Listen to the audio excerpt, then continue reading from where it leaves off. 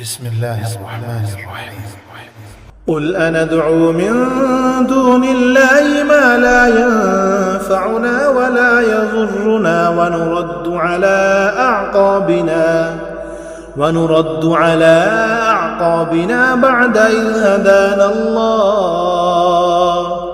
بعد إذ هدانا الله كالذي استهوته الشياطين في الأرض حيران له أصحاب يدعونه إلى الهدى ائتنا قل إن هدى الله هو الهدى وأمرنا لنسلم لرب العالمين وأن أقيموا الصلاة واتقوه وهو الذي إليه تحشرون وهو الذي خلق السماوات والأرض بالحق ويوم يقول كن فيكون قوله الحق وله الملك يوم ينفخ في الصور عالم الغيب والشهادة وهو الحكيم الخبير وإذ قال إبراهيم لأبيه آزر أتتخذ أصناما آلهة إني أراك وقومك في ضلال مبين وكذلك نري إبراهيم ملكوت السماوات والأرض وليكون من الموقنين فلما جن عليه الليل رأى كوكبا قال هذا ربي فلما أفل قال لا أحب الآفلين فلما رأى القمر بازغا قال هذا ربي فلما أفل قال لئن لم يهدني ربي لأكونن من القوم الضالين فلما رأى الشمس بازغة قال هذا ربي هذا أكبر فلما أفلت قال يا قوم إني بريء مما تشركون إني وجهت وجهي للذي فطر السماوات والأرض حنيفا وما أنا من المشركين وحاجه قومه قال أتحاجوني في الله وقد هدان ولا أخاف ما تشركون به إلا أن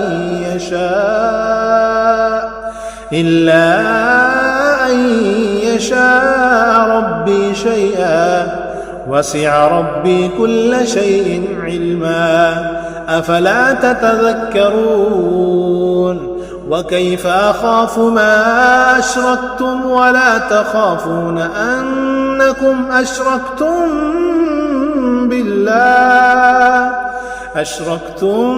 بالله ما لم ينزل به عليكم سلطانا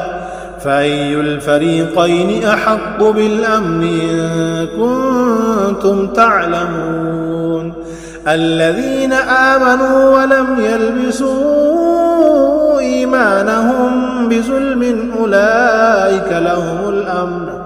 أولئك لهم الأمن وهم مهتدون وتلك حجتنا آتيناها إبراهيم على قومه نرفع درجات من نشاء إن ربك حكيم عليم ووهبنا له إسحاق ويعقوب كلا هدينا ونوحا هدينا من قبل ومن ذريته داود وسليمان وأيوب ويوسف وموسى وهارون وكذلك نجزي المحسنين وزكريا ويحيى وعيسى وإلياس كل من الصالحين وإسماعيل واليسع ويونس ولوطا وكلا فضلنا على العالمين ومن آبائهم وذرياتهم وإخوانهم واجتبيناهم وهديناهم إلى صراط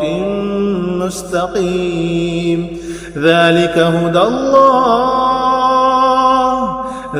هدى الله يهدي به من يشاء من عباده ولو أشركوا لحبط عنهم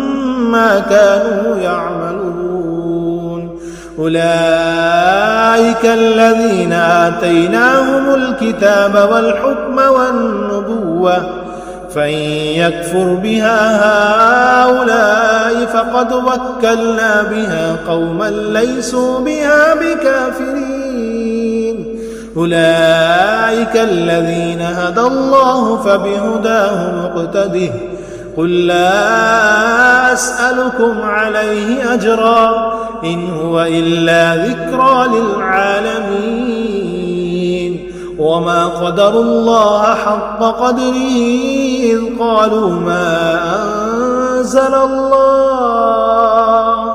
إذ قالوا ما أنزل الله على بشر من شيء قل من أنزل الكتاب الذي جاء به موسى نورا وهدى للناس تجعلونه قراطيس تبدونها وتخفون كثيرا وعلمتم ما لم تعلموا أنتم ولا آباؤكم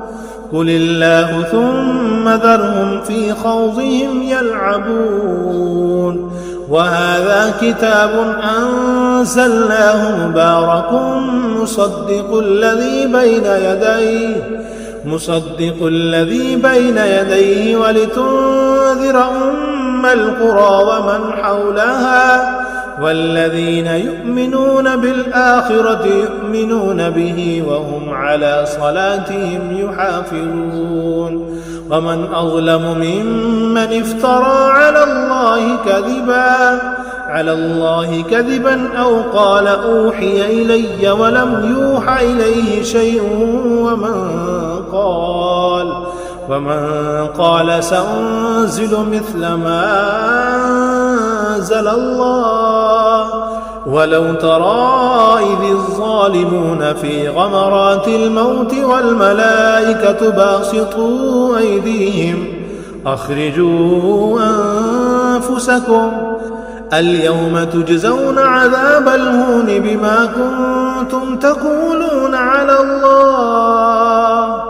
بما كنتم تقولون على الله غير الحق وكنتم عن آياته تستكبرون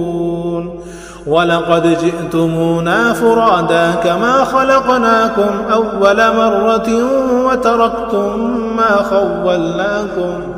وتركتم ما خولناكم وراء ظهوركم وما نرى معكم شفعاءكم الذين زعمتم أنهم فيكم شركاء لقد تقطع بينكم وضل عنكم ما كنتم تزعمون إن الله فالق الحب والنوى يخرج الحي من الميت ومخرج الميت من الحي ذلكم الله فأنى تؤفكون فالق الإصباح وجعل الليل سكنا والشمس والقمر حسبانا ذلك تقدير العزيز العليم وهو الذي جعل لكم النجوم لتهتدوا بها في ظلمات البر والبحر قد فصلنا الآيات لقوم يعلمون وهو الذي أنشأكم من نفس